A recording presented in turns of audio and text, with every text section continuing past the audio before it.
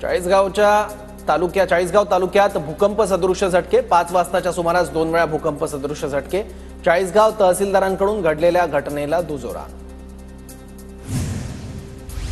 चंद्रपूर जिल्ह्यात हवामान खात्याकडून आज आणि उद्या उष्णतेचा येलो अलर्ट, नागरिकांनी खबरदारी घेण्याचं जिल्हाधिकाऱ्यांचं आवाहन। नागपुरात वातावरण बदलाचे परिणाम, दिवसाला कडक उन्हाचे चटके तर रात्री मात्र पहाटेच्या वेळी थंडी। या वातावरणाचा आरोग्यावर परिणाम, सर्दी खोकल्यासारखे आजार वाढले। होळी गुढीपाडव्याला आनंदाचा शिधा नसल्यानं नाराजी, नागरिकांकडून सरकारकडे आनंदाच्या शिध्याची मागणी। शिवभोजन थाळीसाठी शासनाकडून कुठलीही तरतूद नसल्यानं थाळी बंद पडण्याच्या मार्गावर। दरम्यान कृषी उत्पन्न बाजार समितीतील केंद्रातून थाळीला चांगला प्रतिसाद, थाळीच्या संख्येत वाढ करण्याची मागणी। नाशिकमध्ये 10,57,752 शिधापत्रिका धारकांची ई-केवायसी बाकी। 31 मार्चपर्यंत ई-केवायसी करणं आवश्यक, अन्यथा रेशनचा पुरवठा बंद होणार। नाशिक जिल्ह्यातील 202 ग्रामपंचायत निवडणुकांचा धुळा उडणार। 19 तारखेला प्रारूप तर 26 तारखेला अंतिम मतदार याद्या प्रसिद्ध करण्यात येणार। यवतमाळ सायखेडमधील सरपंचाचा विशेष ग्रामसभा घेण्यास नकार, ग्रामस्थांच्या विविध समस्यांवरून संबंधित कार्यालयाला निवेदन। ग्रामसभेस नकार दिल्यानं गावकऱ्यांकडून रोष व्यक्त। पश्चिम विदर्भातील अप्पर वर्धा धरणात केवळ 56% जलसाठा, उन्हाळ्यात अमरावतीकरांना पाणी टंचाईची शक्यता। नाशिक शहरात पालखेड कालव्याचं दुसरं आवर्तन, रब्बी हंगामासाठी आणि येवला मनमाड शहरांना पाणी मिळणार। 45 चाऱ्यांच्या माध्यमातून शेती पिकांना पाणी मिळणार। कृष्णा नदीतील मृत माशांच्या घटनेची प्रदूषण महामंडळाकडून दखल, पाण्याचे नमुने घेत संबंधितांवर कारवाईचा इशारा। साताऱ्यात धोम धरण पाणी बचाव समितीचा सिंचन प्रकल्प मंडळाच्या कार्यालयासमोर ठिय्या। धोम धरणातून नियमबाह्य पद्धतीने पाण्याचं आवर्तन सुरू असल्यानं पाणी तात्काळ बंद करण्याची मागणी। जळगावच्या चाळीसगावातील भवाळी गावात गिरणा नदीच्या कालव्याचं पाणी, शेतकऱ्यांच्या शेतात अनेक महिन्यांपासून पाणी पाझरत असल्यानं शेतकऱ्यांचं मोठं नुकसान। वाशिमच्या भटउमरा गावात जिल्हाधिकाऱ्यांकडून श्रमदान करत जलतारा प्रकल्पाचा शुभारंभ। या प्रकल्पांतर्गत गावकऱ्यांकडून 2000 जलतारा शोष खड्डे घेण्याचा निर्धार। अहिल्यानगरच्या संगमनेरमध्ये आदिवासी शेतकऱ्यांनी अंजिराच्या बागा फुलवल्या। समूह शेतीच्या माध्यमातून आदिवासी शेतकऱ्यांकडून यशस्वी प्रयोग। नांदेडमध्ये वातावरणातील बदलामुळे गुलाब रोपांना मोठा फटका, पिकांवर 2 दिवसाआड औषध फवारणीच्या अधिक खर्चामुळे शेतकरी आर्थिक अडचणीत। नांदेडच्या किनवट तालुक्यात वन्य प्राण्यांचा रब्बीतील ज्वारी मका पिकात धुमाकूळ, शेतकऱ्यांकडून कुंपण बांधून पिकांचं संरक्षण। सिंधुदुर्गच्या खवणे बीचच्या बॅकवॉटरमध्ये 19 तरुणांकडून कयाकिंग व्यवसाय सुरू, जिल्ह्यात पर्यटकांसाठी प्रथमच कयाकिंगची संधी उपलब्ध। यवतमाळच्या लोहारामध्ये हत्या प्रकरणातून 2 आरोपींना 24 तासात अटक। एमआयडीसी परिसरात चोरी, लुटमार आणि हत्या अशा 3 गुन्ह्यांची उकल। सीसीटीव्ही फुटेजवरून पोलिसांना शोध घेण्यात यश। यवतमाळच्या दिग्रस पोलिसात पोलीस उपनिरीक्षक हवालदारांनी लाच घेतल्याचं उघड, अदखलपात्र गुन्ह्यात मदत आणि कारवाई न करण्यासाठी लाच मागितल्याची माहिती। लाचलुचपत प्रतिबंधक विभागाकडून पोलिसांवर कारवाई। जळगावात आरटीओ कार्यालयातून जप्त केलेले राखेने भरलेलं वाहन पळवून नेल्याची घटना, अधिकाऱ्यांना खोट्या केसमध्ये अडकवण्याची धमकी। आरटीओडीच्या पथकाने पाठलाग करत वाहन जप्त केलं, चालक मात्र फरार।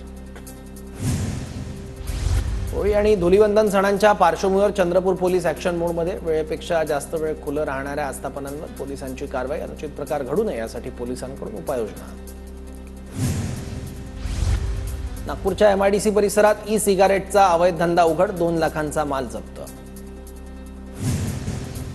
अहिल्यानगरच्या श्रीरामपुरात दुचाकी चोरट्याला पोलिसांकडून अटक, आरोपीकडून 3.25 लाखांचा मुद्देमाल हस्तगत, पोलिसांकडून अधिकचा तपास सुरू।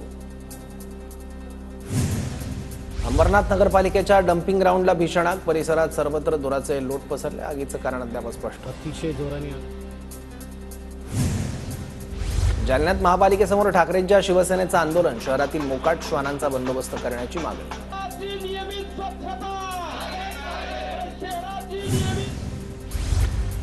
पुण्याच्या राजगुरुनगर नगरपरिषदेच्या करवाढी विरोधात नागरिकांचं उपोषण, नगरपरिषदेने केलेली घरपट्टी वाढ तातडीनं थांबवण्याची मागणी।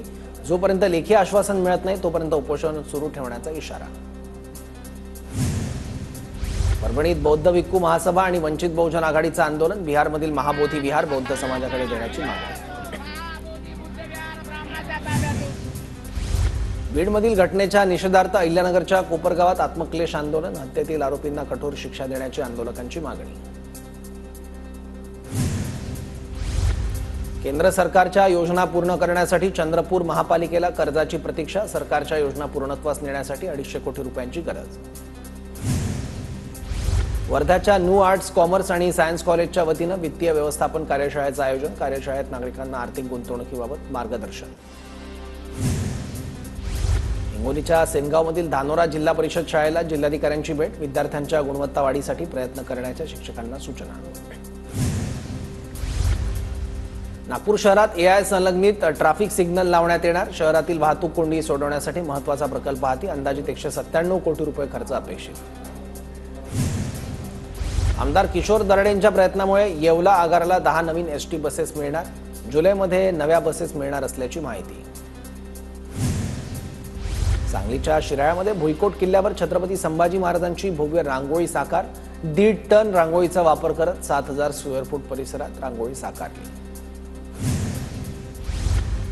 अहिल्यानगरच्या नेवासामध्ये श्री स्वामी समर्थ मंदिराचा 8वा वर्धापन दिन भक्तिमय वातावरणात संपन्न, दर्शनासाठी भाविकांची मोठी गर्दी. जळगावच्या यावलमधील श्री मनुदेवी मंदिरातील कळसाच्या जीर्णोद्धार कामाला सुरुवात, मंदिरावर नव्यानं कळसाची स्थापना करण्यात येणार. बुलढाण्यात सैलानी बाबांच्या यात्रेला आजपासून सुरुवात, यात्रेत उद्या 40 ट्रक नारळ होळीमध्ये दहन करण्यात येणार, महिनाभर यात्रोत्सवाचा उत्साह असेल. जळगावातील धाराशिव, छत्रपती संभाजीनगर आणि चाळीसगावच्या रेल्वे मार्गाला मंजुरी, रेल्वे मार्गासाठी 2,32 लाखांचा निधी मंजूर, रेल्वे मार्गांमुळे मराठवाडा आणि खानदेशात येणं जाणं सोपं होणार.